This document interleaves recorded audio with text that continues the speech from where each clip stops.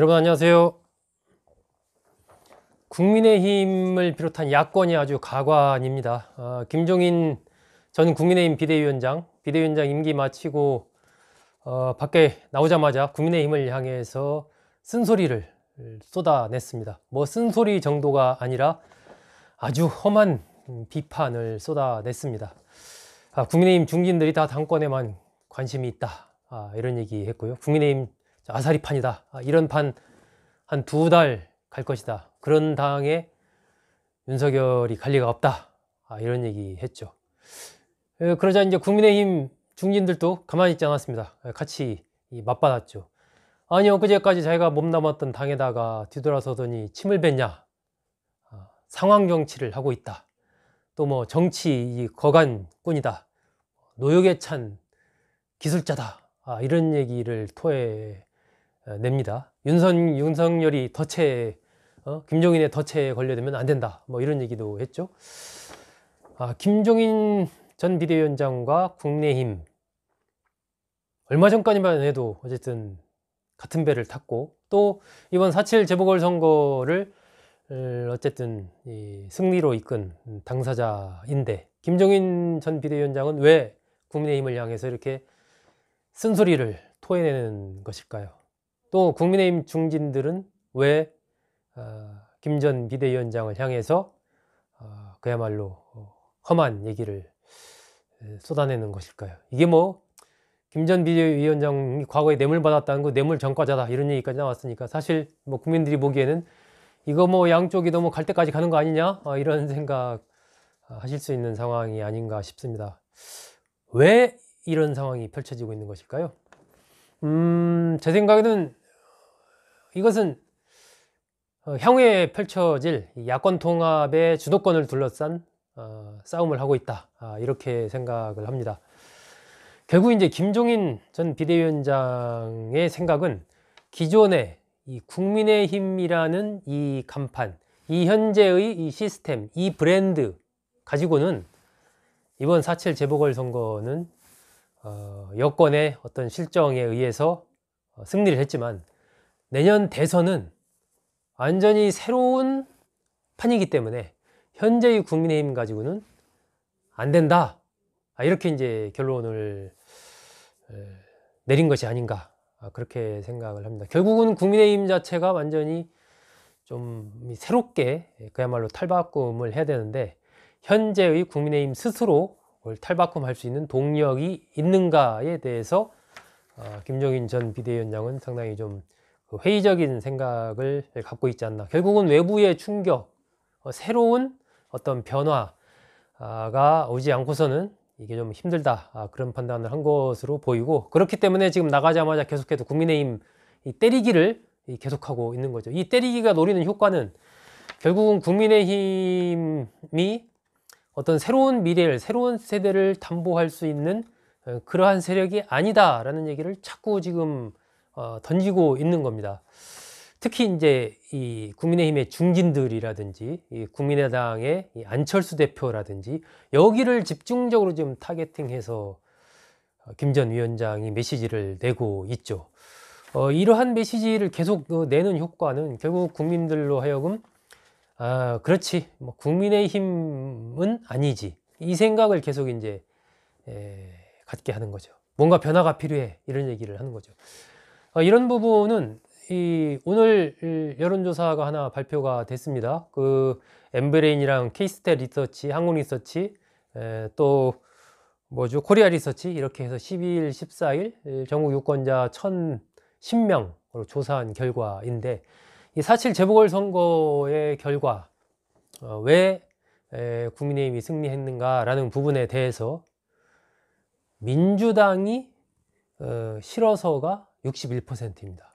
민주당이 싫어서가 61%, 국민의힘이 잘해서라고 대답한 사람은 불과 7%에 불과합니다.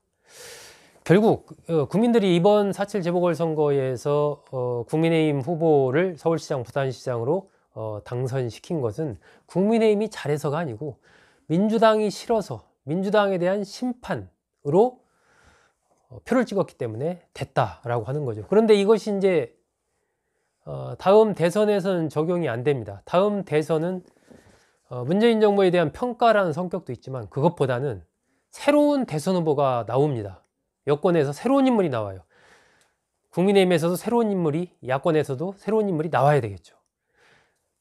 평가와 함께 미래에 대한 싸움입니다. 평가보다는 미래에 대한 싸움 성격이 훨씬 더 강한 거죠. 이번과는 이 싸움의 성격 자체가 다릅니다. 판 자체가 다른 판인 거예요. 대선판은. 그렇기 때문에 김종인 위원장으로서는 현재의 국민의힘, 이 전투에서 승리한 이 국민의힘 가지고 내년에 전쟁을 치르기에는 적절치 않다. 그럴 능력이 안 된다. 라고 한마디로 생각을 하는 겁니다. 그런 부분에 대해서 이제 국민의힘 중진들이 이 김종인 전 비대위원장에 대해서 뭐 뇌물 전과자다, 상황 정치다, 막 이렇게 토해내고 있는 것은 왜 그런가?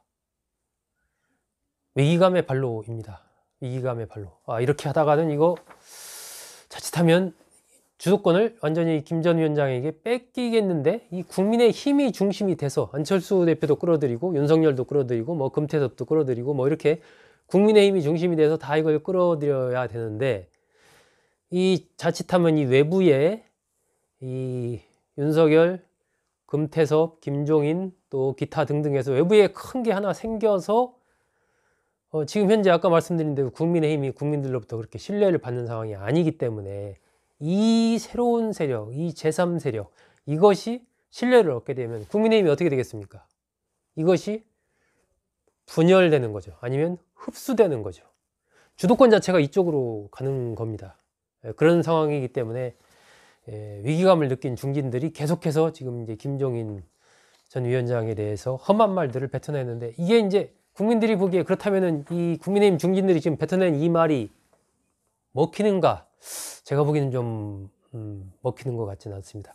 자꾸 그런 얘기를 할수록 국민의힘 중진들이 아유 역시 안 돼, 이런 이미지가 더 고착화될, 더 강화될 그런 위험성도 있는 거죠.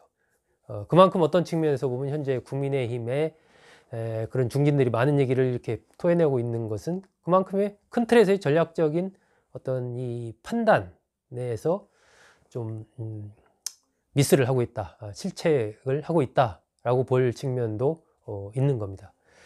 그렇기 때문에 현재의 이 서로 간의 이 험한 여러 가지 말 주고받는 이런 부분들은 승리 직후에 지금 벌어지는 거지 않습니까? 이건 내년 대선 후보 선출까지 아직 시간이 많았습니다. 지금 아니면 이렇게 서로가 힘겨루기, 이른바 삿바 싸움을 세게 할 수 있는 그런 시간이 없습니다. 앞으로 한 2달, 길면 한 3달 정도 이런 국면이 아마 계속 될 겁니다. 계속 서로 치고받고 주고받는 기간이 계속 될 겁니다. 여기서 이제 국민의힘의 최대 약점이 있죠. 바로 국민들로부터 지지받는 대선 후보가 없다라는 것입니다. 지금 유승민 전 의원이나 원희룡 제주지사나 또 나와서 뛰고 있지만, 장외에 이제 홍준표 전 대표가 입당을 한다고 해도 현재 각종 여론조사를 본다면 5%를 넘는 경우가 거의 없습니다. 다 5% 미만입니다. 반면 장외에 있는 윤석열 전 총장의 지지율은 20%대 중반을 기록하면서 민주당의 이재명 경기도지사와 어쨌든 쌍벽을 이루는 이 흐름으로 가고 있습니다. 대선 국면에서 대선 주자가 없는, 대선 주자가 그야말로 약한, 지지율이 약한 이런 정당이 계속 추동력을 갖고 굴러갈 수 있겠습니까?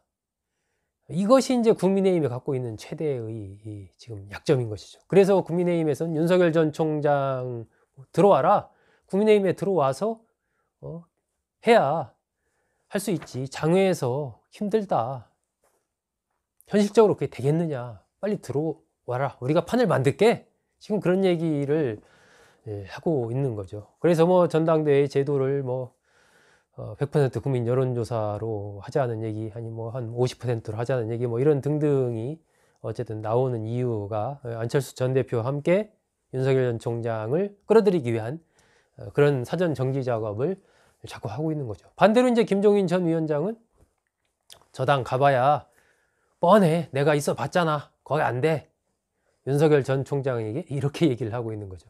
그러면서 16일 오늘 이제 금태섭 전 의원과 만나지 않습니까? 이런 것이 거기서 만나서 이제 어떤 국민의힘 비판 얘기를 또 하겠죠. 금태섭 전 의원이 추진한다고 하는 새로운 정치 세력, 여기에 좀 힘을 실어주는 덕담을 할 수도 있고, 안 한다고 해도 또 이렇게 만나는 것 자체가 이벤트가 되면서 자연히 힘이 거기에 실리는 거죠, 그냥.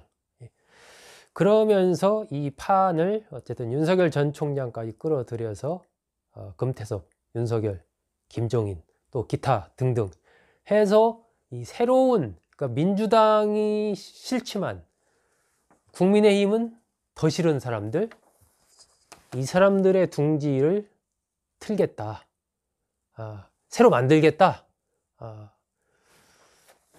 이 생각을 지금 이 김종인 전 위원장은 갖고 있지 않은가. 그러다 보면 이제 국민의힘이 있고, 여기에 이 새로운 세력이 있고, 이 세력 간의 경쟁이 벌어지겠죠. 그런데 결국 여기에서의 관건은 윤석열 전 총장이 어떤 선택을 하는가일 겁니다. 대선 주자는 국민의힘이 마땅한 대선 주자가 없기 때문에 윤석열 전 총장이 만약에 새로운 세력 쪽에 가담한다, 그러면은 국민의힘이 분열돼서 새로운 세력에 상당 부분 흡수되는 쪽으로 대선을 앞두고 그렇게 될 가능성이 있습니다. 국민의힘은 존재를 하든지, 아니면 이제 소수파죠. 소수파로 존재를 하든지, 아니면 이제 빨려 들어가는 형태로 크게 합당하는 형태, 세력을 합치는 형태로 단일 후보를 만들어내겠죠. 그때의 주도권은 이 제3세력, 이 새로운 세력이 갖게 되는 거죠. 김종인 전 위원장은 어쨌든 그런 그림을 그리고 있지 않나 하는 생각입니다. 윤석열 전 총장은 그럼 여기서 어떤 선택을 하게 될까요? 제 생각은 일단 양쪽의 흐름을 좀 더 지켜볼 겁니다. 국민의힘이 당권 체제가 어떻게 되는가, 이 또 금태섭 전 의원이 추진한다는 이 새로운 세력의 흐름이 어떻게 될 건가 보게 될 겁니다. 그러면서 국민들이 바라는 이 새로운 어떤 야권의 재편, 새로운 정치 세력의 이 탄생, 이런 것과 이 국민의힘의 어떤 변화와 이 새로운 세력의 동력에 대해서 이제 국민들도 일정한 평가를 좀 시간이 지나면서 하게 되겠죠.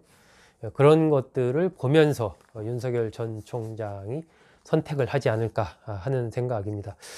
어쨌든 앞으로 펼쳐질 이 국민의힘과 이 김종인 전 위원장, 금태섭 전 의원 등의 이 새로운 이 흐름이 계속 맞부딪히는 2달, 3달의 이 기간이 야권의 주도권을 누가, 어떤 세력이 가져가느냐를 판가름하는 아주 중요한 시기가 될 것으로 보이고, 이것은 내년 대선의 승패와 관련해서도 상당히 중요한 그런 요소가 될 가능성이 있어 보입니다. 지금 여권은 이른바 조국을 둘러싸고 조국에 대한 논쟁이 한창이지 않습니까? 이런 부분들이 하나 이제 변화할 수 있느냐, 현행 체제를, 현행 그 정책을 그냥 가져가느냐의 어떤 분기점이거든요. 국민들도 그걸 지켜보고 있습니다. 마찬가지로 야권도 지금 국민의힘의 이런 변화 가능성, 또 새로운 세력의 탄생해서 그런 것과 국민의힘과 각축전을 벌이는 이런 상황, 이런 것들을 잘 지켜보겠죠. 결국은 여야 양대 세력이 누가 얼마나 많이 변화할 수 있느냐, 그리고 새로운 시대를 이끌 그러한 비전과 가치를 국민들에게 줄 수 있느냐, 그런 세력이 있느냐, 이런 것을 둘러싼 이른바 각축전이 벌써 시작이 됐다, 이렇게 보는 것이 맞지 않나 하는 생각입니다. 여러분 잘 들어주셔서 감사합니다.